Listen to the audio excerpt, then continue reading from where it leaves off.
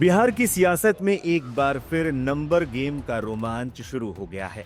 10 राज्यों की 37 सीटों के साथ बिहार की 5 सीटों पर राज्यसभा चुनाव की रणभेरी बज चुकी है। अधिसूचना जारी हो गई है, लेकिन सवाल यह है कि क्या नीतीश मोदी की जोड़ी 5 सीटें झटक लेगी या तेजस्वी यादव और ओवैसी मिलकर कोई बड़ा खेल करेंगे। जिन 5 सीटों पर चुनाव होना है उनमें बड़े दिग्गजों का कार्यकाल खत्म हो रहा है। जेडीयू से राज्यसभा के उपसभापति हरिवंश और केंद्रीय मंत्री रामनाथ ठाकुर, एनडीए सहयोगी उपेंद्र कुशवाहा और आरजेडी के चाणक्य कहे जाने वाले प्रेमचंद गुप्ता और एनडी सिंह हैं। इनमें से कईयों की कुर्सी खतरे में है। नीतीश कुमार के सामने चुनौती है कि वो जेडीयू से किसे भेजेंगे। वहीं बीजेपी के पाले में भी नितिन नवीन, पवन सिंह या फिर गठबंधन धर्म निभाने के लिए रीना पासवान के नामों की चर्चा तेज है। चलिए गणित समझते हैं। बिहार में एक सीट जीतने के लिए 41 विधायकों का समर्थन चाहिए।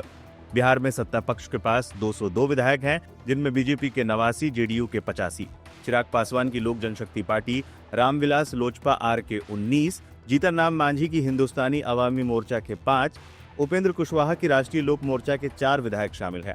तेजस्वी यादव की अगुवाई वाले महागठबंधन में राजद के 25, कांग्रेस के 6, भारतीय कम्युनिस्ट पार्टी, मार्क्सवादी लेनिन, सीपीआई एमएल के 2, मार्क्सवादी कम्युनिस्ट पार्टी सीपीएम के 1 और इंडियन इंक्लूसिव आईआईपी के 1 विधायक मिलाकर कुल 35 विधायक विपक्ष के पास हैं। 243 सीटों की विधानसभा में सत्तारूढ़ एनडीए गठबंधन और विपक्ष के महागठबंधन के पास कुल मिलाकर 237 विधायक हैं। बचे 6 विधायक विपक्ष में ही हैं, लेकिन इंडिया गठबंधन से अलग हैं। इसमें असदुद्दीन ओवैसी की एआईएमआईएम के 5 और मायावती की बहुजन समाज पार्टी बीएसपी के 1 विधायक शामिल हैं।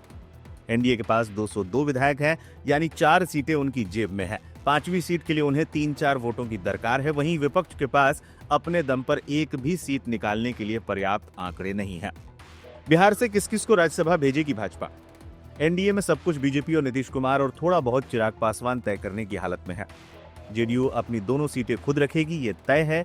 बीजेपी भी 2 सीटें आराम से निकाल सकती है, लेकिन वो खुद का नेता भेजेगी या फिर उपेंद्र कुशवाहा या चिराग पासवान की मां रीना पासवान की तरह गठबंधन दलों के कैंडिडेट को, ये अभी साफ नहीं हो पा रहा है। लेकिन होली के अगले दिन 5 मार्च को पर्चा भरने का आखिरी दिन है, तो इस सवाल को लंबे समय तक टाला नहीं जा सकेगा।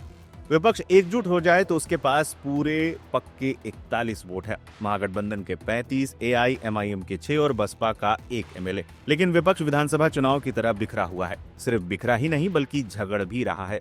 राजद की 2 सीटें खाली हो रही हैं और सबसे बड़ी विपक्षी पार्टी वही है, तो उसका दावा स्वाभाविक है। लेकिन ओवैसी की पार्टी खुलकर कह रही है कि वो सिर्फ वोट देने के लिए नहीं है। ओवैसी फैक्टर और हिना साहब का दाव। असली पेच फंसा है विपक्षी खेमे में। आरजेडी की 2 सीटें खाली हो रही हैं, लेकिन उनके पास सिर्फ 25 विधायक हैं। तेजस्वी को कांग्रेस, लेफ्ट और ओवैसी की साथ की जरूरत है।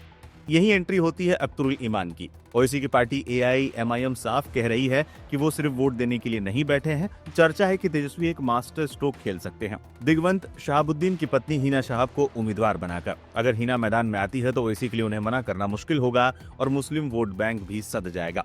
बता दें, इस बीच सूत्रों के हवाले से ये भी खबर है कि आईपी गुप्ता और तेजस्वी यादव के बीच बातचीत हुई है और आईपी गुप्ता के सहारे तेजस्वी यादव ओवैसी की पार्टी को साधने की कोशिश में भी लगे हैं।